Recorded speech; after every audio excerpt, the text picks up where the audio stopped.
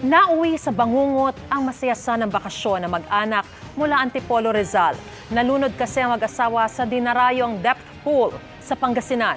Nakatutok si Russell Simorio ng GMA Regional TV 1 North, Central Luzon.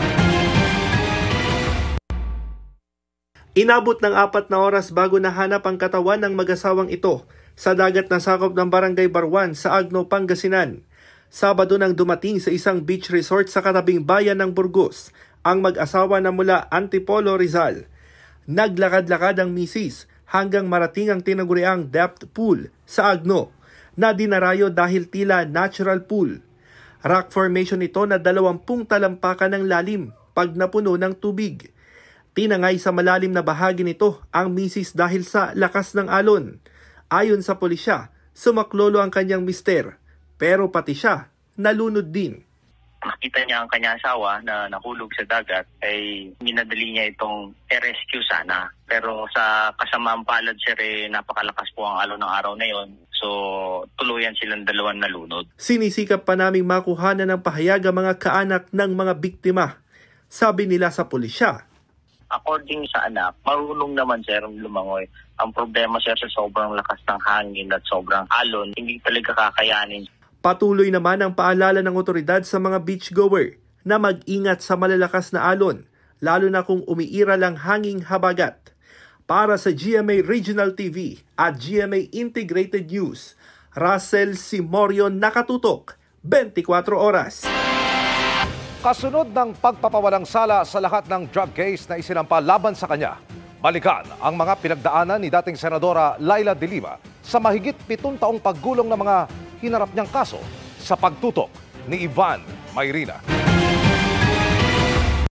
De Lima, you are finished.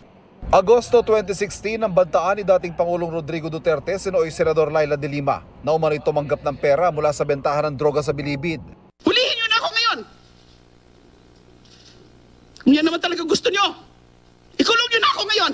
Hanggang nang kasuhan siya ng illegal trading na kalaunay naging conspiracy to trade illegal drugs. Dito ko po sa Senado, hintayin ang arresting team. Giti De Lima mula pa noon, inimbento ang mga akusasyon.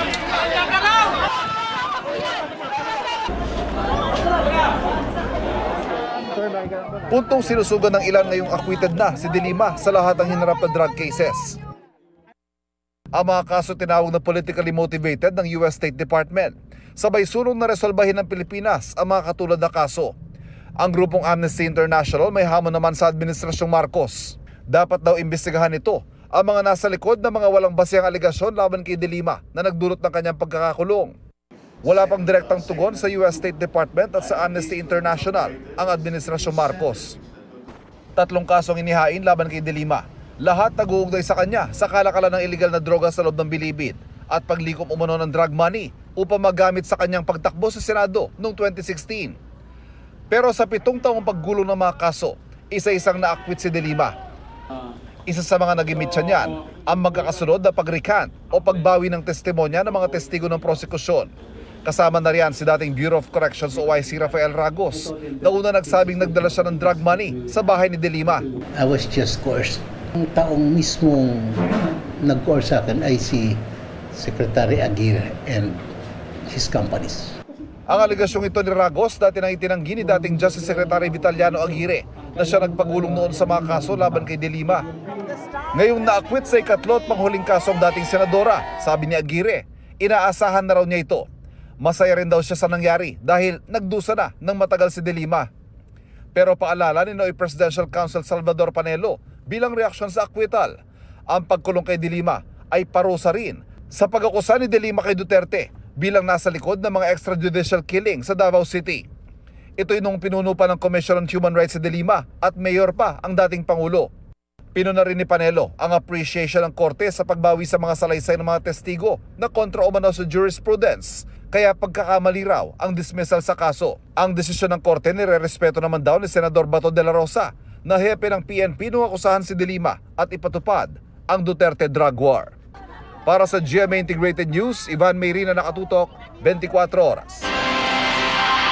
Kaugnay sa mga sinabi ni dating Senadora Laila de Lima, sinusubukan pa ho ng GMA Integrated News na makuha ang panig ni dating Pangulong Rodrigo Duterte. Sinadya at hindi matatawag na aksidente. Yan ang turing ng sundalong naputulan ng daliri sa panghaharas ng China sa pinakahuling resupply mission sa Ayungin Shoal. Nakatutok si June Veneracion. Kitang-kita pa rin ang marka ng malubang sugat na tinamo ng Seaman First Class Underwater Operator Jeffrey Facundo sa pagharap niya sa investigasyon ng Senado tungkol sa violenteng insidente sa Ayungin Shoal noong June 17 kung saan siya naputulan ng hinlalaki. Yung rib ng kalaban, ma'am, dito sa kaliwa, umangat po, ma'am, pumatong sa rib natin. Tapos yung kill niya, yung ilalim po na matulis na yung rib na to, yung saan ako bumagsak, doon rin siya bumagsak po, ma'am. Ay, doon rin siya palabas. Patulis sa ilalim. Yung patulis, yun talagang tumama sa kamay. Yes, ma'am. Matapos masaktan sa kaguluhan na nagsimula bandang alas 8 ng umaga, umakyat na raw si Facundo sa BRP Sierra Madre. Sinubukan siyang ilikas papuntang barko ng Philippine Coast Guard pero hinarang daw sila ng China. Sa kabila ng violenteng aksyon ng China, iniwasan daw nilang gumawa ng hakbang na maaring magpalala sa sitwasyon. Kabilin-bilinan po sa amin, ma'am, sa rules of engagement na magpaputok lang kung pinaputukan tayo. So, kung yung ginamit, yung mga pantusok, abay, hindi putok yun. So, hindi kayo magpapaputok talaga. Yes, ma'am. Alas 12 ng hating gabi, o higit 15 oras mula na magsimula ang gulo sa Ayungin Shoal, nang lumusot ang medical evacuation para kay Facundo. Tanong ni Senador Amy Marcos, maituturing bang aksidente ang nangyari? Hindi siyang may tawag na aksidente, ma'am eh. Intentional, ma'am eh. Okay. Intentional yung pagbangga, pagbutas. Naghain na ng diplomatic protest ang Department of Foreign Affairs ng Pilipinas laban sa China. So may asama na tayo sa envoy ng China or ambassador? After yung incident, may nasama na ba tayo? Nag-usap na kami nung we already protested the incident. Diplomatic protest, sir. Kailan po nag-file, sir? Last week. Last week din. Sinisikap pa rin ng DFA na makausap ng maayos ang China. We still believe in it's the primacy of dialogue, and we have been working hard to bring back China to the table to talk with us. Sa kabila ng isa na marahil sa pinakaseryosong insidente sa Ayungin Shoal, nagmatigas ang Defense Department ng Pilipinas na hindi pa ito handang makipag-usap sa kanilang Chinese counterpart. Would it not be wiser and more prudent to simply talk to them, even on an informal basis? No, ma'am, because they have a tendency of using the talks against us. They have not proven a level of good faith that would warrant our sensitive department to talk to them. Para sa GMA Integrated News, June Veneracion, Nakatutok, 24 Oras. Halos 4,000 sineserbisyohan na Maynilad sa Caloocan ang makakatanggap ng balikbayad. Bahagi po yan na mahigit 2 milyong pisong multang ipinataw sa kanila dahil sa isinupply na mababang kalidad ng tubig. Nakatutok si Maki Pulido. Karaniwang nasa 1,600 pesos ang water bill ni Josephine. Pero dahil sa rebate o balikbayad ng Maynilad, mababawasan ito ng mahigit 500 piso sa susunod na buwan. Makakatulong din kahit papano. 500 din yun eh. Mahirap kitain yung 500. Isa si Josephine sa halos 4,000 Maynilad customers sa Caloocan na makakatanggap ng rebate. Bahagi yan ng mahigit 2 milyong pisong multang ipinataw sa Maynilad ng MWSS Regulatory Office. Bumagsak kasi sa Philippine National Standard for Drinking Water ang isinupply nitong tubig gripo sa ilang bahagi ng Caloocan mula November 29 hanggang December 19, 2023. Batay yan sa random sampling sa area kung saan mataas sa standard ang total coliform level mula sa isang sampling site. Gayunman, walang fecal coliform o bacteria mula sa dumi ng tao o hayop sa mga sample. Ang total coliform nandyan ho lang sa kapaligiran natin, sa vegetation, nasa soil, and they are generally harmless. Basta negative po yung fecal coliform, your water is safe to drink. Zero man ang fecal coliform at walang nagkasakit, banta pa rin ito sa kalusugan ng publiko kaya pinagmulta ang Maynilad. If we penalize them for just any deviation, concessionaires will be more vigilant because they don't want to be penalized. Sabi ng Maynilad, posibleng nakontamina ang tubig nang mawala ng water pressure ang kanilang tubo dahil sa maintenance. Pasado naman umano ang water sampling sites na minomonitor nila kada araw. Noon nga pong nakita agad yun pong failure or compliance doon po sa ating water sampling ay ginawan din naman po natin agad ng paraan. Sa public dialogue bukas, inaasahan namang rebate sa ilang customer ng Maynilad sa Imus, Cavite ang i-announce ng MWSS RO. Ang tubig gripo naman doon lumabas na mababa sa normal ang chlorine level na siyang kumapatay ng bakterya. Sa kabila nito, tinitiyak ng MWSS RO na ligtas inumin ang tubig gripo ng mga water concessionaire. Para sa GMA Integrated News, Maki Pulido, nakatutok 24 oras. Iimbitahan ng Kamara sina former President Duterte at Senator Bato de la Rosa sa investigasyon ito sa Duterte Drug War. Sabi ng isang kongresista, mainam na masagot niya ang hinaing ng mga kaanak ng mga biktima. Nakatutok si Tina Panganiban Perez. Pag nagkataon, posibleng sa Kamara magkaharap sina dating Pangulong Rodrigo Duterte, Senadora Laila de Lima at Senador Bato de la Rosa. Yan ay kung pagbigyan ng dating Pangulo at dating PNP Chief ang imbitasyon sa investigasyon ng Kamara sa Duterte Drug War sa mga susunod na araw. Bago nito, inabisuhan lang ang dalawa tungkol sa scheduled hearing ngayon at hindi required na dumalo. Iimbitahan din ng komite si De Lima na nagsimulang mag-imbestiga ng extrajudicial killings noon pang chairperson siya ng Commission on Human Rights. And to give courtesy to the former president and the Senator Bato de la Rosa, because of the gravity of the testimonies of these victims. The former president would look into his own heart and realize what he has done in the past 6 years. Kasama sa mga naniniwalang may kinalaman ng dating Pangulo ay anak ng isang napatay sa anti-drugs operations sa Bagong Silang, Caloocan noong September 27, 2016. 4 na pulis umano ang kumatok sa bahay nila at kumaladkad sa tatay niya. Pero ibang pangalan ang binanggit. Sigaw po siya, aray, aray. Tangingin siya ng tulong. Wala po kaming magawang mga anak niya. Balot po kami ng takot. Sobrang takot. Pagkaran po nun. Nakarinig na po kami ng maraming putok. Pagkakaalam ko po, nagkamali sila ng bahay na pinasok kasi may pangalan silang hinahanap. Nadamay naman sa anti-drugs operation sa parehong barangay ang 15 anyos na anak ni Emily Soriano. Gayon din ang 2 iba pang menor de edad at isang buntis. Sa anak ko, hindi naman po adik. Sinabi po ng mga pulis, collateral damage yung nangyari sa anak ko. Umiiyak namang pinakita ni Raquel Lopez ang litrato ng anak niyang napatay rin sa anti-drugs operation sa Cebu noong 2018. Wawa ng mga anak ko, Your Honor. Mabait yung anak ko. It means that he is not involved in any drug trade? Wala, Your Honor, hindi.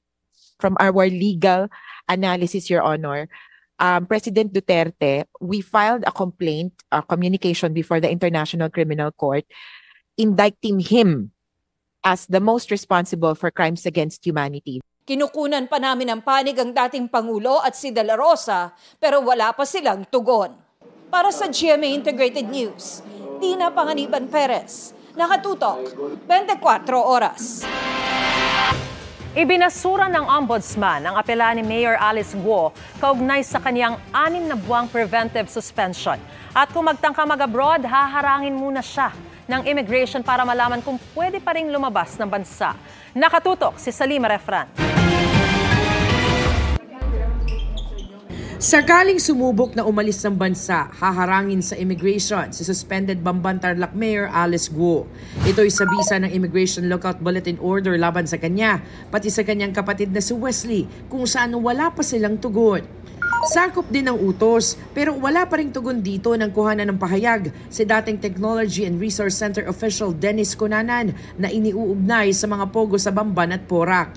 Nasa utos din ng 15 iba pang kapwa respondent ni Guo sa reklamong qualified human trafficking kabilang ang ilang business partner. Kailangan ma-check ng immigration kung merong freshly issued warrant of arrest, hold departure order, or any kind of order, ma-scrutinize ang kanilang mga documentation.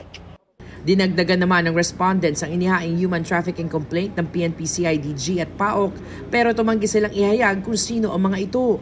Samantala, ibinasura ng Ombudsman ang apela ni Guo sa 6 na buwang preventive suspension laban sa kanya. Sabi ng Ombudsman may sapat na basehan para sabihing malakas ang ebidensya laban kina Guo at 2 iba pang suspendido. Hindi raw may tatanggi ang business interest ni Guo base sa mga nakalap na dokumento at nakapag-operate ang pogo sa Bamban dahil sa permit na binigay niya at ng munisipyo. Banta raw ang pananatili sa pwesto ni Guo at 2 pang kasama sa mga posibleng saksi at mga dokumento sa kaso. Natanggap na ang utos ng kampo ni Guo na nalulungkot daw kaugnay nito. Hindi kami nag-agree doon. So, akyat kami sa Court of Appeals earliest Monday. Para sa GMA Integrated News, Sanima Rafran, Nakatutok, 24 Oras. Getting ready na for the upcoming GMA Gala 2024 ang star of the new gen na si Jillian Ward. At may mini-spoiler pa siya para sa mga tumututok sa abot kamay na pangarap. Makichika kay Lars Santiago. Mula sa kanyang stunning black gown noong 2022 to ocean wave-inspired gown last year, di raw pahuhuli si Jillian Ward sa upcoming GMA Gala next month. Kaya naman todo na ang kanyang paghahanda. Pinag-iisipan daw niyang mabuti, hindi lang ang kulay ng kanyang damit, kundi ang overall look. Naghahanap po ako ng mga ideas para po sa pwede kong suotin. Ako mahilig po ako mag-dress up talaga. Gusto ko po yung medyo colorful pag may mga events. Zoe! Zoe, wag ka sasama kay Dax! Sa ngayon, tuloy-tuloy lang sa trabaho si Jillian, lalo pat mas nagiging intense ang takbo ng kwento ng abot kamay na pangarap. Magbabati pa po ba talaga si Zoe at si Annalyn? Or kung ano pa po mangyayari sa kanila? And syempre po kung ano gagawin ni Zoe ngayon dahil wala na si Ma'am Moira, wala na si Dax. Excited na pagkukwento ni Jillian. May darating na karakter sa abot kamay na pangarap. Pero secret pa raw muna maging sa kanila kung ano ang magiging papel nito. Hindi ko lang po sure kung anong character niya or kung sino po siya, kung babae ba ito or lalaki. So nakaka-excite po kasi ang last pong pumasok po sa amin is si Miss Pilar po bilang si Madam Chantal na nagpapahirap ng buhay ni Annalyn. So ngayon naman po, sana naman may dumating na magpapagaan sa buhay ni Annalyn.